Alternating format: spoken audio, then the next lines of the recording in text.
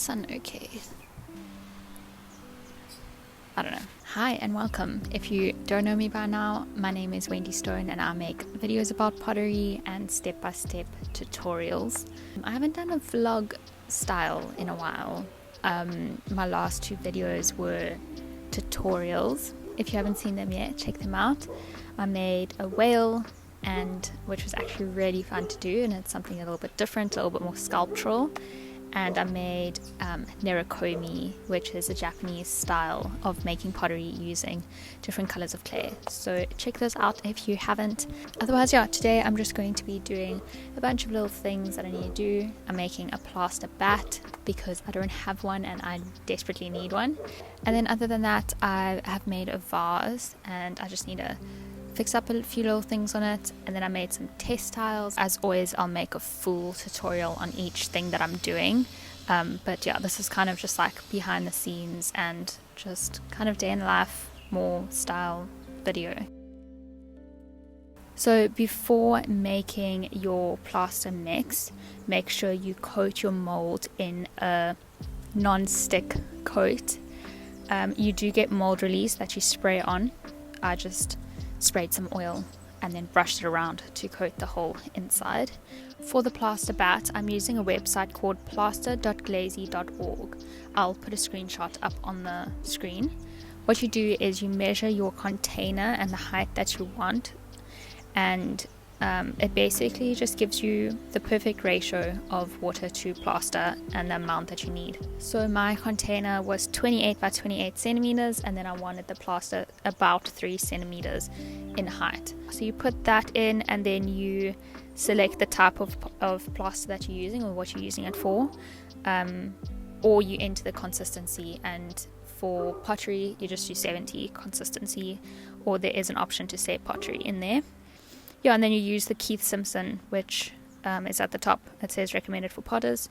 So for my specific container, I used 1.579 grams of water and 2.255 grams of plaster, and that should create the perfect consistency. So how you make your plaster mold is you put your water into a container and then you gradually sprinkle the plaster on top of that. Make sure to wear a mask, safety first, always. Plaster dust and clay dust and anything is always bad for you, so wear a mask with the proper filter. So you sprinkle the plaster on top, and as soon as all of that is done, you gradually stir the plaster just to get it all like the same consistency.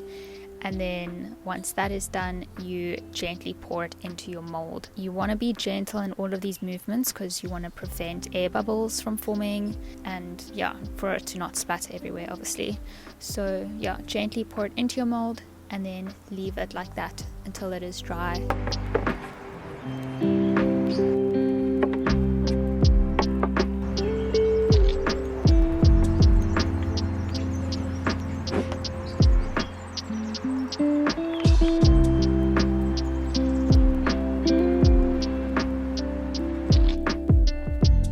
For the test tiles, I'm wanting to test a bunch of different glazes or underglaze techniques, just to see, just to experiment, because it's not the right way, but I usually just experiment glaze on an actual piece that I've made, and it doesn't always come out how you expect it. So I've learned my lesson. I need to really do test tiles.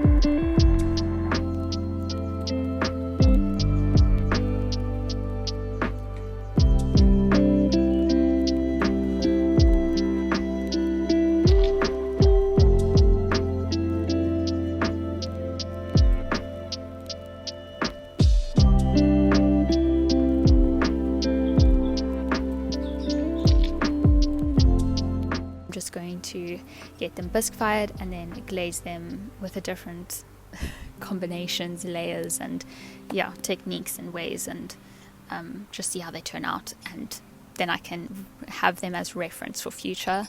Enjoy the rest of the video, and yeah, don't forget to leave a like and subscribe. It really supports my channel and everything that I do. It may not seem like a lot, it's just buttons, but you've probably heard it so much, people saying it, but it really does make a difference. Cool. Thanks for listening.